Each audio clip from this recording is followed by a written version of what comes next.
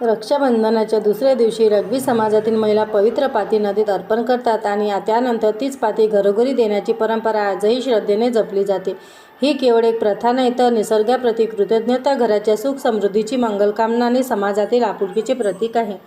नदीला पाती अर्पण करणे म्हणजे त्या निसर्गाने आपल्याला जीवन दिले त्याला मनापासून नमन, आणि तीच पाती घरोघरी देणे म्हणजे आपल्याच घराचे सुख फक्त आपल्या घरापुरते मर्यादित नसावे.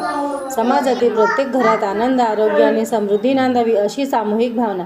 आजच्या आधुनिक युगात अनेक परंपरा मागे पडत आहेत, मात्र परंपरा जपण्याचा अर्थ केवळ विधी करणे नाही तर त्या परंपरेमागचा भाव पुढच्या पिढीपर्यंत पोहोचवणे हा आहे. ही पाती म्हणजे हिरवाईची निशाणी आहे, नदी म्हणजे जीवनाची आठवण आहे आणि घरोघरी दिलेली पाती म्हणजे आपल्या समाजातील प्रेम, एकोपा आणि आपुलकीची खूण आहे.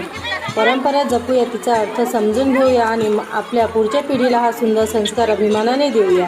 पाती घराघरात जाऊ, निसर्गाची नाते जुळू आणि रघवी समाजातील एकतेची हिरवाई सदैव बहरत राहू. आपणास व आपल्या संपूर्ण परिवारास पवित्र पाती पाडव्याच्या मनपूर्वक हार्दिक शुभेच्छा. तुम्हाला हा व्हिडिओ आवडला असेल तर चॅनलला नक्की सबस्क्राईब करा.